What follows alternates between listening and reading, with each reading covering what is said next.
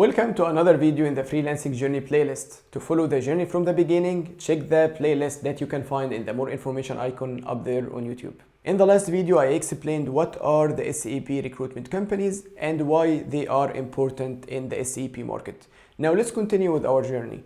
So our customer, the French company, contacts an SAP recruiter to find SAP consultants to do the rollout project. When the customer contacts the recruiter should ask questions to clarify the requirement. This way, he is helping the customer understand what he wants, and he is also clarifying the requirements that he can use to find good profiles. So you would ask questions like, what type of SAP consultants are you looking for? What kind of project are we doing? So a rollout project is not the same as an implementation project. And then how many years of experience? How long will the project be? And many other questions. Then, for example, let's say we clarified that we need 5 consultants, one SAP finance consultant, one SAP procurement, one SAP sales, and so on. And also that the budget that the customer accepts to pay is 500 euros per day for every consultant. Now, the recruiter would take this information and then would go to the similar platforms available online and start looking for SAP consultant profiles. And one of the most important platforms that are being used is LinkedIn. So here is a very important note. If you are an SAP freelance consultant, or if you are an SAP consultant who is willing to find other projects, you must have an active LinkedIn profile. This is very important in our field. LinkedIn is number one for the SAP market for me. I have used it in Saudi Arabia. I have found opportunities thanks to LinkedIn in France, in Dubai, in Egypt. So LinkedIn is very important. You need to have an updated profile. You need also to be active on LinkedIn. So start posting things about your field of experience. Start connecting with new connections, send the messages, try to connect with the SAP recruiters. This way, when they have a project, they can find you easier. And remember that the SAP recruiter is working on a target. So he is only getting paid when he closes the contract for the customer, when he finds a good consultant. So he's very eager to find good consultants. It's just not easy to find a consultant that can actually fit the profile and that the customer will accept. Because if the customer refuses the profile, there is nothing we can do. So it's very important to have a very good profile on LinkedIn so that the recruiters can find you easier. So the recruiter would go to LinkedIn, for example, and start looking for profiles that would fit the requirement, and then send messages to these profiles. Then from these messages, some of the consultants would reply. He would take these replies, start filtering the CVs, the profiles, and then start doing initial screening by phone calls or by video conferencing. And then based on the initial screening, he would filter some consultants and then send this list to the customer. The customer would do another round of filtration, and then they would do some interviews. And if someone passes all of these phases, then they would sign the contract. So this is the overview of the process, which is obvious and most of us know already this process. Now let me add to you my experience and some very important notes here. When the customer contacts the recruitment companies, he does not contact one company. He contacts many of them because the customer has nothing to lose and he has one objective, which is to find a good consultant that can do the project. The recruitment companies only get paid after the consultant signs the contract, gets onboarded on the project, starts working, and sends a timesheet and sends an invoice, and then when the customer pays to the consultant, the recruitment company would take a percentage. So the customer has nothing to lose from contacting 10 recruitment companies. Actually, this way he is increasing the opportunity of finding good consultants faster. So this is number one. The customer would contact many recruitment agencies, and then these recruitment agencies, they contact many consultants on social media platforms. This is why you can easily find that in one day you received 3 messages, for example, for the same project. They can have different way in the message itself. So everyone is typing in his own way, but when you look into the details, you will find that it is the same project. So it is normal that you receive the same project from multiple recruiters. And also it's okay that when you check with your network, you'll find that all of them received the same message. It doesn't mean that someone is spamming LinkedIn with the opportunity. He is looking for a good consultant. So it's okay to respond to these messages. Another thing is sometimes small recruiters work from big recruiters. So for example, a customer has an exclusive contract or has an approved SAP recruiter that he is working with. This SAP recruiter, for example, is located in UK. He is looking for resources in India. So it's normal that you find other SAP recruiters in India taking this opportunity and sharing it with consultants. But also remember that if you are an SAP freelance consultant and you contracted through the Indian company, it means there are several layers above you, which means you are getting paid lower because the Indian company would take a percentage, the one in UK would take a percentage, and then you get to the customer. Another important note is there is no commitment at all for the customer to take any consultants. So sometimes the customer would ask for resources from an SAP recruiter, and then for any reason, he wouldn't continue the project. So the customer asked the recruiter to find 5 consultants. The recruiter started contacting SAP consultants, doing a screening, and so on. And in the middle, he sends something to the customer and the customer does not respond. They just don't respond. The project has been delayed, it has been outscoped, the person is on vacation, whatever happens. And in this case, the recruiter has nothing to do. He can do nothing. This is why you should never get upset as an SAP freelance consultant. You should never get upset at recruiters, or you should never get upset that you have not been contacted back, because it is the same for them.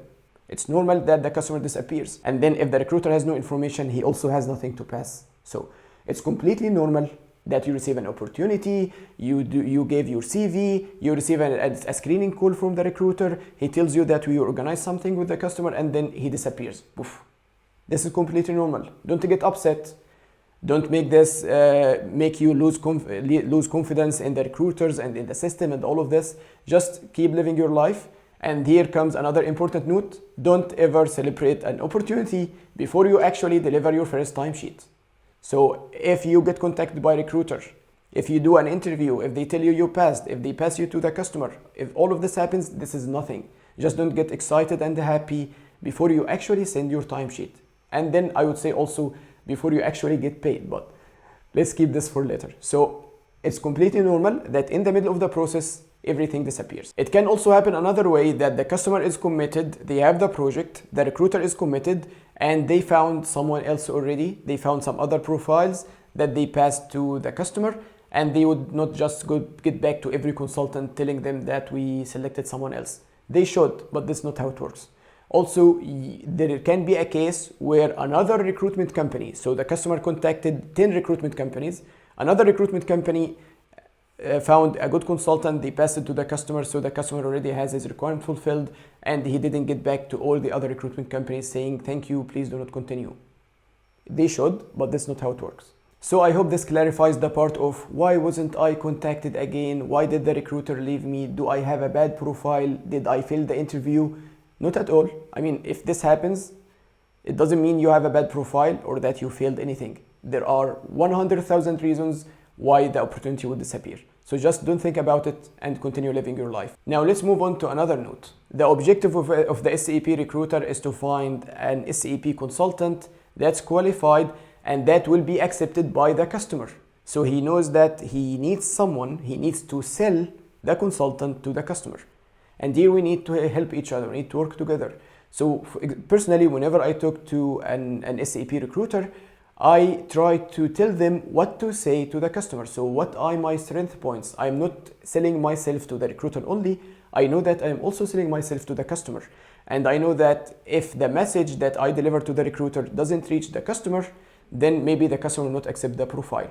This is why whenever someone talks to me, for example, and say, we are looking for an SAP trainer, then I would say, when you talk to the customer, please mention that I did author a book, I have some videos on YouTube, I have some Udemy courses, and so on. When I receive another call from someone saying, we are looking for an SAP finance consultant for an S4HANA rollout project, then I would say, please tell your customer that I am certified in S4HANA, I did this project, and so on. So I put the focus on the messages that I want the recruiter to give to the customer. This way, I am giving him a good image about myself, and I am also helping him deliver this image to the customer. This is very important. I'm actually improvising in this video, and I like how the ideas come to my head like this, and I'll try not to edit anything. Now let's move to another note. When the SAP recruiter contacts the SAP consultant, there are information about the project that the recruiter would hide, and this is normal. For example, the customer name, It's completely normal not to share the customer name, because if they share the customer name and the word goes out, most of the time other people would start contacting this customer to ask them about the requirement and try to find consultants for them and so on. So they just don't like to share the customer name, which is completely normal. As an SAP consultant, it doesn't matter what is the customer name, but we can ask questions about the nature of the customer. For example, what is the industry they are working on? What is the location? Is it an international company or a local company? Is it a rollout project or an implementation project? Do you have an internal support team or they don't have an internal support team? And the questions like this, which is completely normal, and the recruiter has to answer these questions. If he doesn't have the answer, he can get back to the customer and come back to the consultant, but it is the consultant's right to know information about the nature of the project, complete information, without knowing the customer name. And it's the recruiter's right to hide the customer name. This is completely normal. Another thing is we have to understand how the market works. SAP recruiters get paid from the budget of the customer before it goes to the consultant. So if the customer says I'm paying 500 euros, normally the recruiter would try to contact the people in the market and offering 350 euros, for example. This can be different based on the company. Every company tries to take a different slice from the rate. Again, nothing wrong in that. They are adding a lot of value to the process and they are getting paid for it. But this part is very tricky, and just allow me to speak frankly here. So some recruitment agencies, they try to take a big percentage from the rate. And remember a very important point. The customer will be working directly with the consultant for a project of 6 months, 1 year, and they would have good relations. They would have personal close relations. They are both on the same side, and the SAP recruiter is not there. The SAP recruiter handles the payment, the timesheet, gets paid from the customer the 500 euros, and then pays to the consultant the 300 euros. And normally he depends on the fact that these two, the customer and the consultant, they don't share the financial information. So the customer wouldn't say I'm paying 500 and the consultant wouldn't say I'm getting 300. Now, it's completely normal that the recruitment agencies try to take a percentage, but it has to be a reasonable percentage that respects the market rates, not a very big percentage. I have seen projects where recruitment agencies will try to take 50%. Now remember that at a point of time, the customer will talk to the consultant, or the consultant will see the purchase orders that are saved on the system. We are working in SAP, it is an integrated system. So he would see the PO that is saved on the system, or he would see any kind of document that says how much the customer is paying. And then when he finds out that you are taking 50% of his rate, he would not be happy about it. Yes, you contracted with him on this, but we are freelancers. We are the people who are actually doing the work. You are doing the administration work, this is why you are getting paid for it, but it has to be reasonable. And remember that when this happens, normally the consultant would discuss with the customer saying that I'm getting paid this number. And here, if the customer is not on the side of the recruiter, so if the customer actually has an agreement with the recruiter, for example, that the recruiter cannot take more than 20%. This happens sometimes. So the customer contacts recruitment companies and tell them I'm paying 500 euros and you cannot take more than 15% from the rate as a percentage for you, for example. And then he finds out when he talks to the consultant that the recruitment agency is taking 30% or 40%. This can actually lead to the termination of the contract with the recruitment agency. They would not lose the consultant. The consultant is already on the ground, he is working with them, and they have a project. But then in the first contract extension, or if there is no legal responsibility, they would terminate the contract and contract with this consultant through another recruitment agency or directly if they can. And this is not a good experience for anyone. So it's not good experience for the recruitment company, it's not a good experience for the consultant, and it's not good for the customer. These are all the notes I have for now for the recruitment process. I will think again after the video. If I find other notes, I will add in another video. If you have other notes or if you have any comments, leave them for me and I will definitely read them and add these in future videos. So the end of this recruitment process is that the recruitment company, they found a good consultant, and then this consultant went to an interview with the customer accepts the profile, so the customer has a contract with the recruitment company has a contract with the consultant, and then the consultant would start working in the project. In the next video, I will continue what will happen after this. Thank you for watching, and I'll see you again soon.